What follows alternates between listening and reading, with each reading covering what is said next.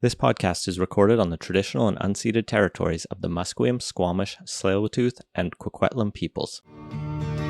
British Columbia, I've seen your mountains high, seen your pretty rainbows and your blue crystal skies, watched your winding rivers as they flow around the bend. To me you're not a stranger, you'll always be a friend. Coming to you from the West Coast, this is Politicos. Today is February 12th, 2026. I'm Scott Lundeboom. And I'm Ian Bushfield.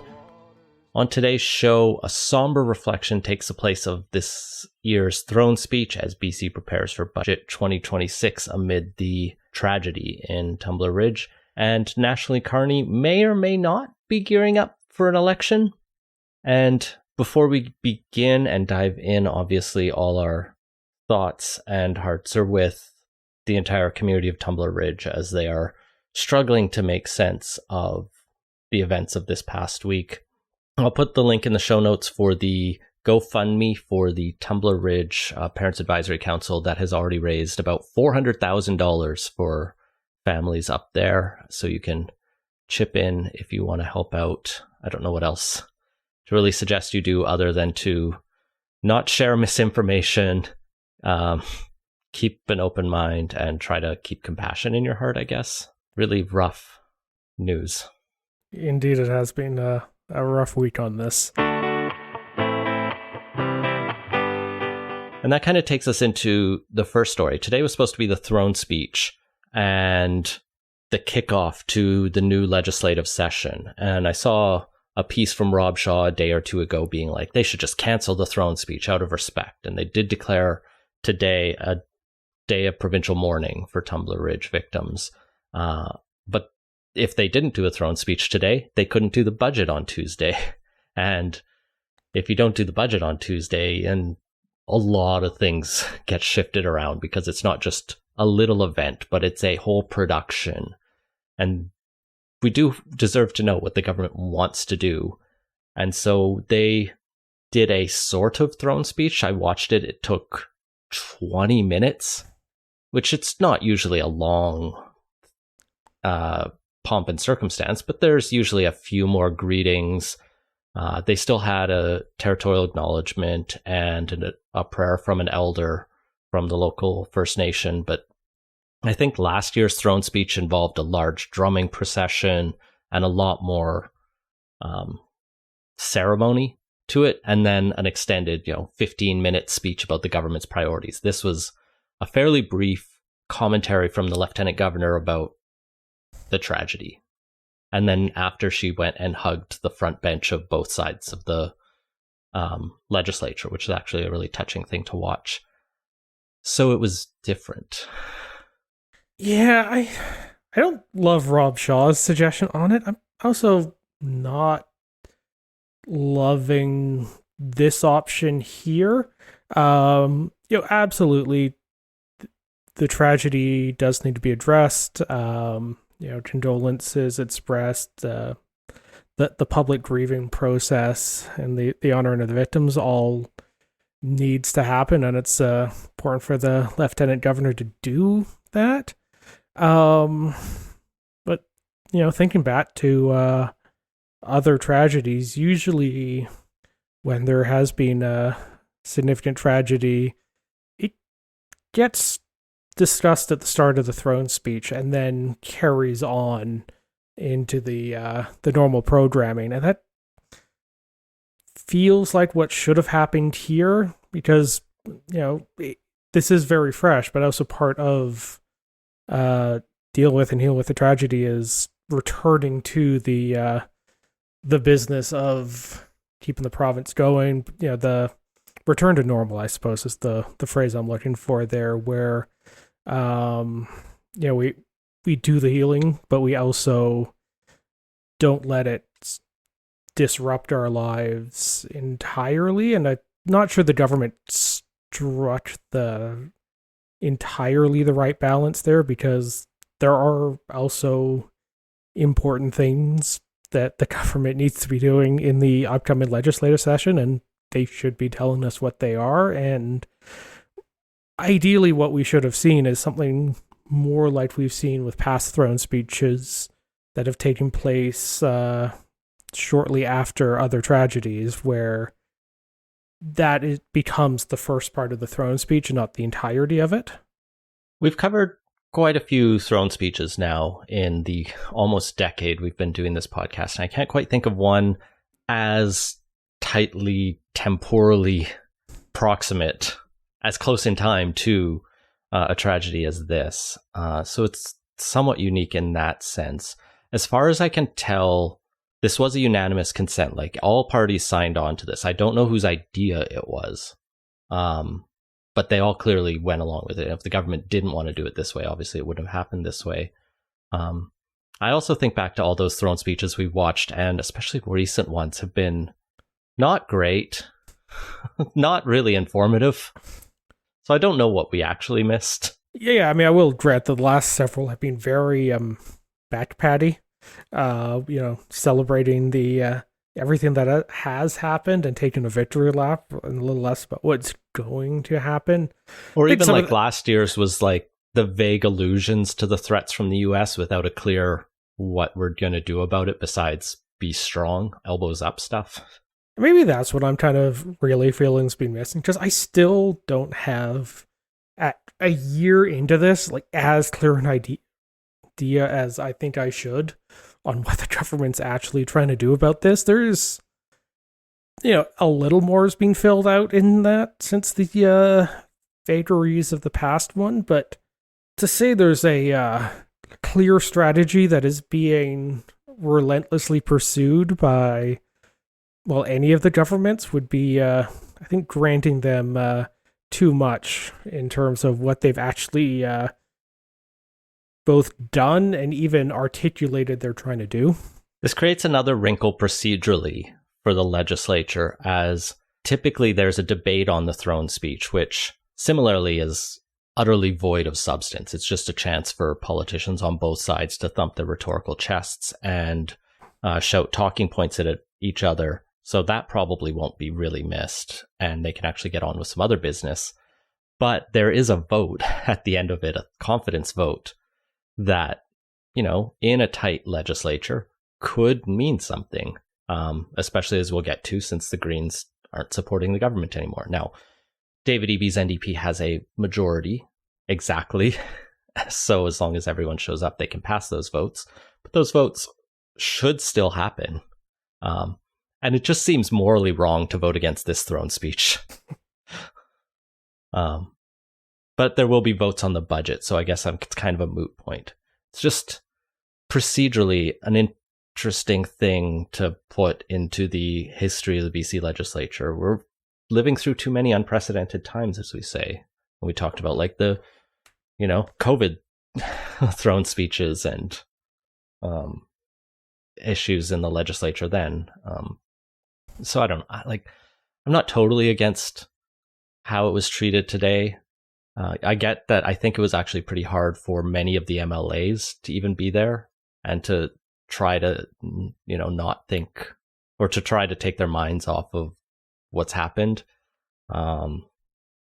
David Eby and the Solicitor General just got off a plane back from Tumbler Ridge probably this morning to be back in the legislature. So it's complicated, and I get how they got here. Yeah, you can see why they got there, for sure. But yeah, we'll be back to kind of the more regular legislative work next week. So it'll be interesting to see where things go from here, and what, if anything, changes on the plans for that. Yeah, and the big thing to start next week off after the Family Day weekend on Tuesday will be the introduction of the budget. And we're getting a little bit of a teaser of that, where the Premier was doing media earlier this week, as they generally do in advance of budgets, and kind of set expectations. And the expectations right now are cuts and deficits. Which is nothing compared to the expectations the finance minister set the other week of, I'm going to be the least popular person in BC after this one. I mean, they're consistent. David E.B. was talking up how so far there have been 2,000 cuts or layoffs among the public sector, at least job reductions. I can't tell how many are layoffs versus like eliminating positions rather than refilling them and that kind of stuff. And there'll be more of that. They're going to try and focus on bureaucracy and administration and protecting core frontline services. I guess we'll see. But he's not really setting it up to be the budget that people go, oh, that was good, but it's the tough choices budget. Well, I mean, we really do need a tough choices budget, and it was annoying that we didn't get one last year. As we alluded to in our throne speech segment, kind of last year was a lot of, well, clearly something's going on here. We need to be prepared for it, and not really clear on what that entailed. And that was a missed opportunity, because even in those early stages, you should have a better idea than the government ended up looking like they had on that one. So coming around to a tough choice, we're really going to work hard to harden BC's economy and be more resilient, and all the stuff we've been talking about for the last year is overdue, but they should have done that last year, where then those tough choices that are probably not going to be all that popular would have had time to bear some fruit, rather than doing it a year late. No, instead the thing we've been doing for the last few years, even predating last year's drama, was reducing revenues. There was the carbon tax got dropped, which punched a pretty big hole. I think there was an income tax cut under EB. There was definitely a promise of more. There's been a couple different rebate checks that have gone out that have added up to a not insignificant amount of money. And so we have this revenue problem that doesn't seem to be on the government's agenda, which then creates a spending challenge. And we'll see how they want to approach this. One of their big announcements this week was a change to disability and autism funding. And I'll get into that, because I think it's going to be something for the government to watch and take flack for over the coming weeks. But that comes with a couple $100 million more funding over the next couple of years to do this transition and expand the program in some ways. And so they clearly, and we have news that the teachers are potentially reaching a deal, and the BCGEU reached a deal last year. And so there's additional salary expenses that honestly you kind of have to predict. It's just how much exactly it will be is always a bit of a mystery pending the negotiations. So, and at the same time, we still have ERs closing, teachers overworked and overstressed, and all of the public sector programming feels strained. And so how do you reduce that spending? Well, keeping services as, high as promised. I think I've seen some analysis suggesting BC doesn't even spend that much on hospital administration, but we're trying to cut that down a little bit more because that's justifiable. Yeah, the interesting thing is, kind of like the federal government, the BC public sector has expanded a fair bit in the last couple of years. The CBC story we have in there links to another analysis that shows that the public sector employee number is about 134,000 higher than the pre-pandemic trend. So governments have been staffing up a lot in both Ottawa and Victoria. And the experience, from what I can tell, is that those staffing changes have not necessarily led to better service delivery. And if anything, service delivery feels more strained. I mean, we've talked endlessly about the healthcare issues and whatnot. So there is a disconnect somewhere, and it might not be something we can just look at the raw numbers on, but from the numbers we do have, it doesn't necessarily seem like the story is the public sector is massively understaffed and is struggling quite a bit with staffing shortages. It seems, or at least aggregate staffing shortages. There's clearly some specific staffing shortages that are causing issues, but somewhere something does not make sense on there, and there's definitely a need to rationalize that all and bring it into a system that does work a lot better. And if 2,000 of the 600,000 people who are employed by the government in BC is part of what gets us there, that's not necessarily a bad thing, even if it's might have some short-term pain involved in it. So it's going to be interesting. The only other thing I'm going to note on this is this really feels like a bit of a change from EB, because I think it's been noted in quite a few places that John Horgan left the Premier's office with a fairly decent fiscal, or left the province in fairly decent fiscal shape when he departed the Premier's office.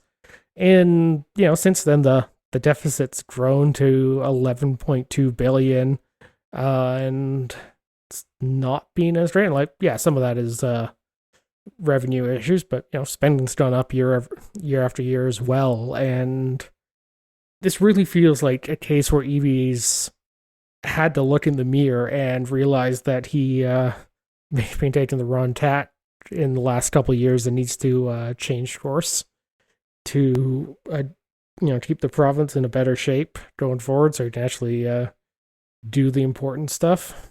The thing I am still trying to figure out, because every time I open these financial documents from the province, like the thing that is really big on the budget right now is capital spending. They are trying to make up for years of lost time in building schools, hospitals, roads, a little bit on transit, but that's been kind of started under Horgan. And a lot of those projects were kicked off by Horgan, like planned and set in motion, but the dollars didn't start going out the door until EB took over. And so I'm trying to figure out if the big deficit is really just because our capital spending is bigger than our deficit. It's like $13 billion and the deficit's 11. But I can't figure out for the life of me, and I'll try and figure it out for next week to feel more confident about this, if that capital spending is just also showing up as an expense, and therefore like the deficit's actually illusionary. Or at least it's going out through shovels in dirt and bricks going up. But it is a lot of capital spending we're putting out right now versus in some of those last, or the early years of Horgan especially. But I don't know, the budget's going to be a really interesting thing to watch next week. Yeah, especially because we don't know what their priorities are this year. That's definitely true, but it does feel like there's a big shoe to drop on this, particularly from what the finance minister said. And none of the other bits that have come out, like this small public service job cut that EB was talking about, none of it feels like big enough that it would warrant there's going to be some serious blowback on this, and we're not going to be too popular for the next little bit on there. So I'm going to be real curious to see what the big item is going to be on this budget, because so far we don't have a clear signal on that. The government hasn't even really teased much on it. Yeah, the one thing they released was this change to autism funding. And so before I really get into this, I need to explain how the system works right now, because BC's weird and different from most other provinces. Basically, if you have a child under 18 who gets diagnosed with autism, you get a check from the government every year. It doesn't go into your bank account. They actually open a special bank account for you, and you can use that for whatever therapies and services you want for your kid, whether that's occupational therapy, speech language pathology, behavioral interventions, so forth. If your child is under 6, you get $22,000 a year. If your child is 6 or over, you get $6,000 a year, because the rest of the money is going to the school or something. This system has been in place since 2002, and those funding amounts have been the same since at least 2011, if not since the start. So they aren't indexed to inflation either, which is its own weird element to this. Parents of kids with autism are big fans of this. It's not perfect, but they've come to know it. And once you know a thing, you're a big advocate for it. And it does force every parent to become this hyper, my child needs this, and they build their care plan around it and pull out the funding. The problem with this is there are a lot of other childhood disabilities that could use support. And it's been pointed out for several years that why do the kids with autism get funding, but not the kids with Down syndrome or cerebral palsy? And which is, fair critique. It is a very fair critique. And so in 2022, David Eby's NDP tried to address this by launching community support hubs. They were going to abolish this funding, and there would just be centers where you could bring your child with disabilities and find free doctors and therapies to meet their needs. Those things don't exist yet, and so that put a lot of people very scared. There was a huge blowback, and they canceled the plans and promised more consultation. In the intervening years, they came up with this, which is, all right, we will expand the funding to all these others. They're changing the numbers around a little bit. They're not doing $22,000 for the under 6. It's just going to be $6,500 or $17,000, depending on need.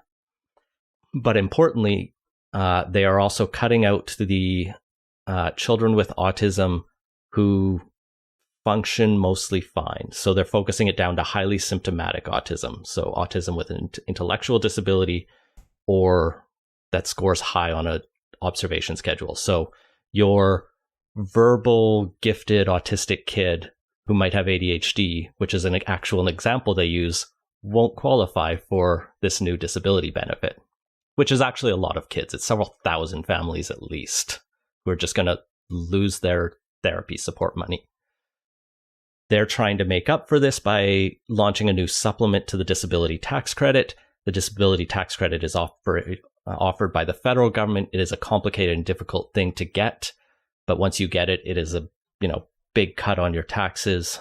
We've actually just applied for this because one of our children was diagnosed with autism recently, so we're navigating this, which is how I know it very well. The disability tax credit will be supplemented by up to $6,000 a year, but it is income tested. So if you are earning over $50,000 as a household, that starts to go down. And I think it surprisingly low. It's shockingly low. $50,000, with a single dependent, really does not go very far in Metro Vancouver. It does scale down very slowly. I think it's $0 at $200,000 household income. So people with six figures might still get $1,000 or $1,500. Yeah, I was just started the scaling down, closer to 80 to 100 and starts scaling after that. Yeah, I think that's what the Canada Child Benefit does, for example. So they have a few examples that one child I met, or that one example child, the high functioning or whatever, I'm not using perfect terms here, but that, verbal autistic kid, Ollie, is their example. That family will go from getting, $80,000 over his childhood in support to $50,000, even with this supplement. And so the Facebook groups I'm in are livid and confused and scared and angry. So we'll see how that goes, because I know, like I mentioned, there's been one fight over autism funding in BC already. I think Ontario tried to change theirs and similarly angered a lot of organized parents. So we'll keep our eye on this, not just for my own personal interest in how this will affect me personally, but because this could blow back on the government. There is a third part of this as well, I should mention, that they are also planning to roll out a version of those free support hubs where the kids who get cut off will be prioritized. But again, those don't exist, and a lot of these private therapists don't want to go into a model that doesn't exist and possibly lose revenue, as has been the problem with most healthcare reforms. throughout Canada's history, doctors are a small C conservative group. So anyway, the government has picked a fight with a bunch of specialized childhood therapists and the autism community, and we'll see how that goes. But in the good news, kids who don't have support will get some. Probably. Yeah, it's that widening of the groups that's getting the support that I could see this being the thing that helps nudge it along. I don't think the Ontario one, for example, was we're expanding this to other groups. It was more of just we're going to change up the funding model on it, which does make the politics different. In the press release they're quoting from an organization for Down syndrome. So, you will probably see a lot more supportive organizations come out in this one than you did in the Ontario case. Yeah, Autism BC put out their own statement that said, they are pleased to see that because, they're not against other kids getting money. But then they also noted in comments I saw that they weren't consulted on this. But the Pacific Autism Family Network has a quote supporting this change. So, I don't know. This is an interesting change. There's, really positive aspects to it. Really, I'm curious to see how it'll play out, because the biggest risk for the government on this is it gets pitched as they're taking money from some disabled kids to support other disabled kids. And that's not great. Now, there is the old system is really weird, right? Because it's just, here's a lump sum regardless of your child's need. There are definitely kids who needed more than $6,000 a year in therapy, and there's definitely kids who didn't need that much. But, if they have it, they'll take it.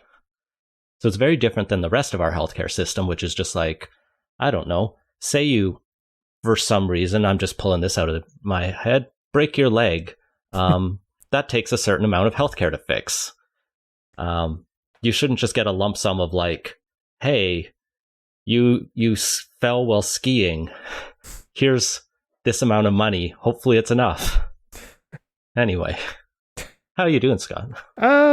Leg hurts for, mentioned this in the Slack, but yeah, broke my leg skiing over the weekend. So, it's, been an adventure learning to adjust to, the crutches and not all that functioning leg. Well, let's get through the rest of this so you can go and rest. I don't have anything more to say on that story. On the interesting angle from the budget coming back to it, the Greens announced this week that they are not renewing the CARGA agreement, the Confidence and Responsible Government Accord, I think it was.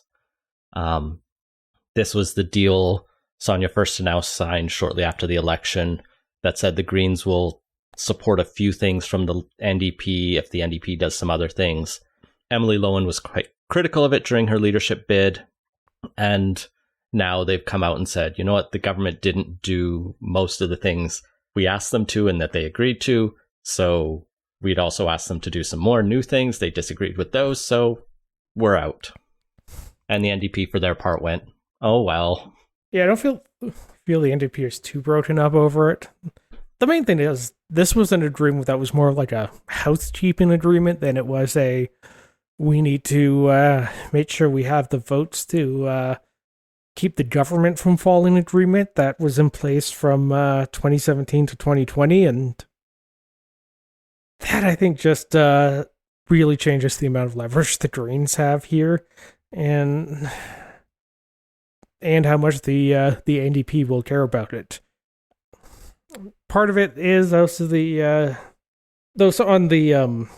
we haven't gone as much as we want. Like, part of it is also we're only a year and a half into this agreement, if that. It's a little early to expect full results on all of it. Yeah, I mean, there's some things where there definitely wasn't any movement at all, like the transit along the Squamish corridor was in there. And it doesn't seem like there's been any movement towards even studying that. There was the Committee on Electoral Reform. The Greens consider that broken because David Eby rejected the recommendation. from it. But like that was never part of the original agreement. Yeah, reading that was going to be definitive of what would happen was whatever that committee reported out. Yeah, it's kind of they kept the letter, but the spirit is a little bit harmed. Yeah, I don't think we talked about Evie's comments on it. Basically, he said that we've had 3-4 referendums in the past couple decades, and basically, from his point of view, it's settled as it's going to be for the this generation, and constantly going back to fight the issue isn't necessarily the best thing to be spending time and energy on. And even though in theory I'm would like other systems more than the current one, I do kind of think he has a point on that. Although then he shouldn't have even wasted the committee's time. Like, if he wasn't open to it from the start, it's kind of like Justin Trudeau's, we'll not have any more elections under first past the post, and then they recommended a different proportional system rather than the ranked ballots he wanted, and he went, well, we're not doing that. I was like, sometimes it's not about you, or else don't string people along if it is about you. In any case, this does give Lowen a little bit of space to not be tied to the NDP. I don't think people even remember the cargo agreement for the most part, but has it been significant in any way? Yeah. No. At least, and it allows her to say, and she's been pretty consistent that she's a critic of the NDP, but here she goes, we had this chance to negotiate, we came to the table, didn't agree. I think the most interesting thing here is how it went on within the Green Party and whether the two caucus members had any different feelings about this versus the leader. But I mean, they all stood together to make this announcement, at least. So I imagine they're going to have a bit of a different, Lowen's a newcomer to the party, and the two caucus members were there when it got negotiated. So no doubt they feel more of a buy-in on this than Lowen did. Yeah. There are some procedural changes this will hurt the Greens too. I think Carga, kind of like the CASA agreement before it, gave them better access on legislative drafting and being prepared for what legislation is coming. And that kind of stuff that isn't really public can be really useful, especially for a small caucus, to be effective advocates and critics to get some of their policies and preferences and priorities moved forward. But I mean, in the end, it's more of a public issue. So there we go. Maybe it will lead to an election. Maybe it won't. The same thing is happening federally, where we had a weird series of stories over the last weekend kind of going, Mark Carney might be thinking of a snap election. Actually, Mark Carney might be doing a deal with the Conservatives to avoid an election, and kind of came out of it going, man, the Liberals are in a very great position because they also had a bunch of polls putting them like 15 points ahead. I feel like I've been hearing snap election speculation since the start of the Christmas season. There's been so much talk of it. You listen to other political podcasts, and it's like a solid third of most of their content, it feels like. So naturally, we'll finish with a third of our podcast dedicated to that. Let's see if it goes that long. I don't know, there's obviously some advantage to try and get from the narrow minority to a majority, and, polls are a little better. But, it's also a risk to roll the dice on that, and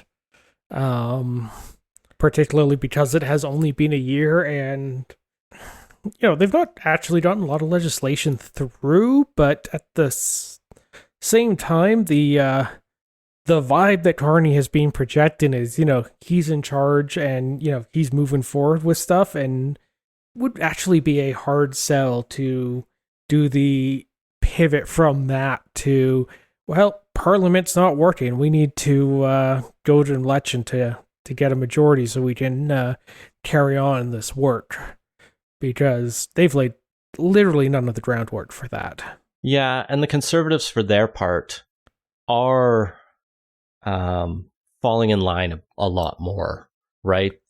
for the most part, all of their language and work in Parliament has been far more collaborative than it was. Well, it's such a low bar than it was in the last days of Trudeau, where they basically filibustered every committee, so nothing was going anywhere. They're talking. They have Andrew Scheer coming out and saying, we're willing to support the budget passing, provided there's some compromises made, particularly around the ignore certain laws and regulations clauses that were snuck in there. But it's an interesting situation for the Conservatives because, they have not been, especially under Pierre Poilievre, the party of cooperation and collaboration. Yeah. I mean, the rhetoric's still not exactly cooperation friendly, but like you said, they've just switched from the just straight down the board opposing everything to going to try and move some stuff ahead and get some policy wins out of it. I think we saw the first signs of this with the bail reform legislation earlier this year, end of last year. So there's some sign on that. I think part of it is they maybe think their path to power is a little further away, which, when it was very clearly the end of the Trudeau government and, everybody but Trudeau knew that, it was pretty easy to be like, well, screw that guy. We're not going to let him get anything more done that we don't like.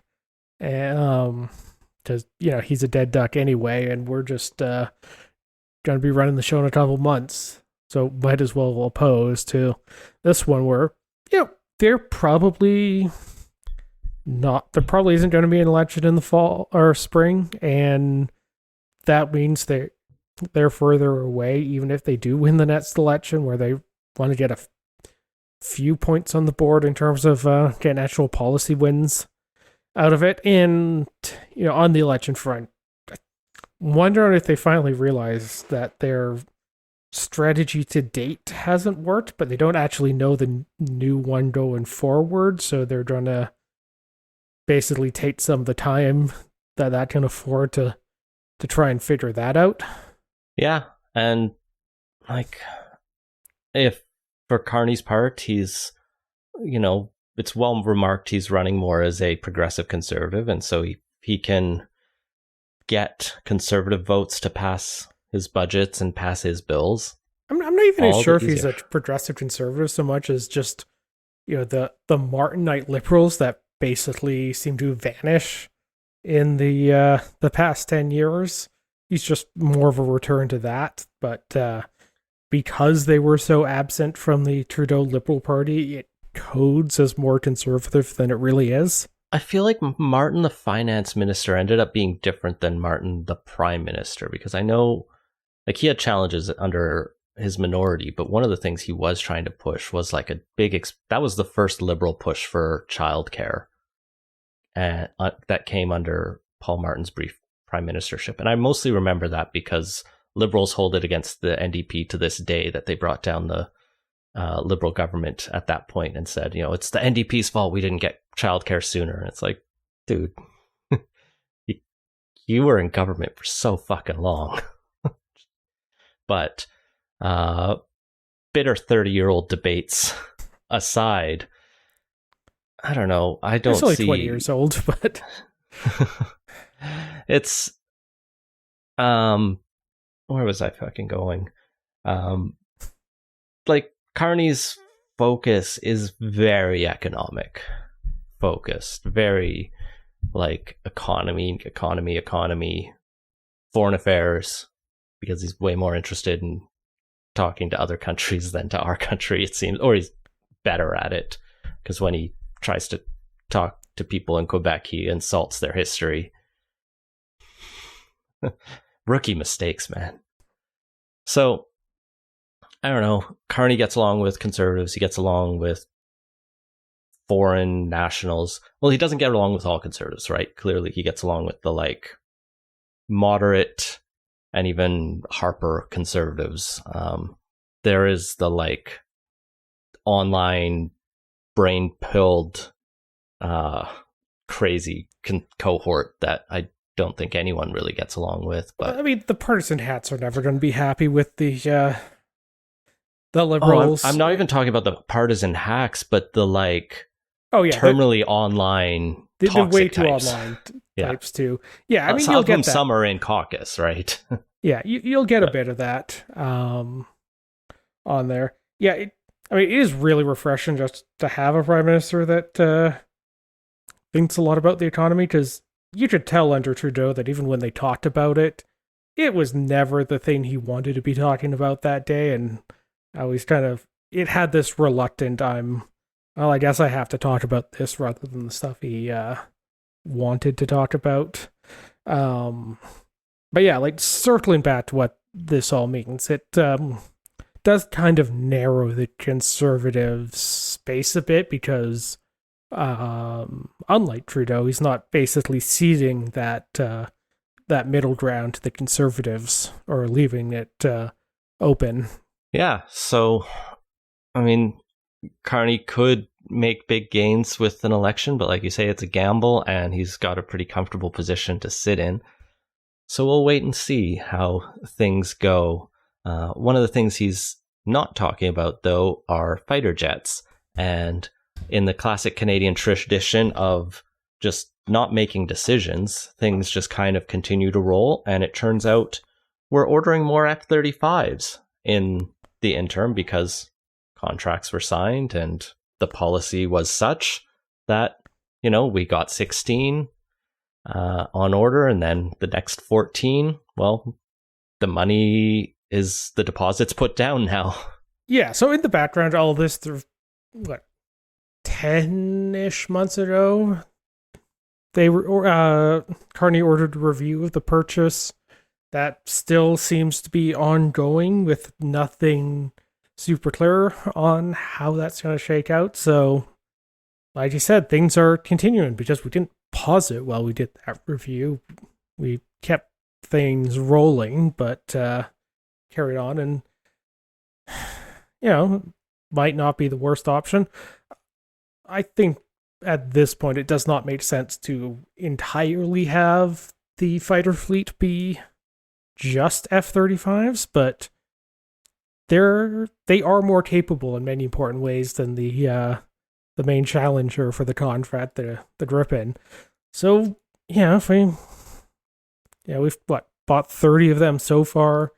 We get a few more, and maybe round it out with a bunch of Gripens to have a dual fleet. And that's a little more expensive, but it does let you get that high-low balance, build out the fleet a little more. Because also the other thing is just 88 was just not enough for what we actually need on there. So even if we finish out the contract on this, we should be looking to expand the numbers with other planes.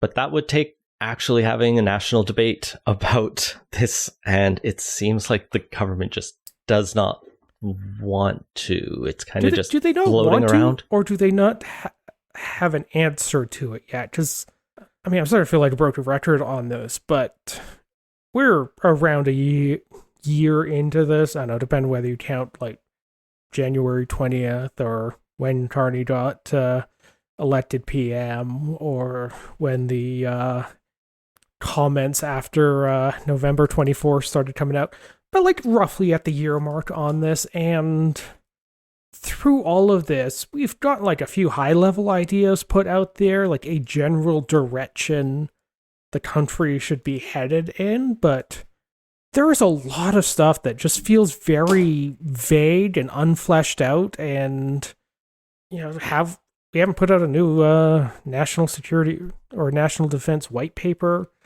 or anything. There's just so much that is unclear, and I could understand the first 6 months of this, there would need to be a lot of work to figure out what everything means. Put that into a formal strategy and start working from there. But at this point, it feels like a year has been largely wasted, and nobody has much more clarity than they did in March and April last election on what the concrete steps actually need to be on all this, and that's just frustrating and disappointing. And hopefully we get some clarity on the F-35 purchase. I mean, at this point, I'm fairly sold on the large dual fleet option, but we should actually have a debate about that, and the government should give more indication what it's thinking about on those, because right now everyone's kind of just looking at it from the outside, scratching their heads as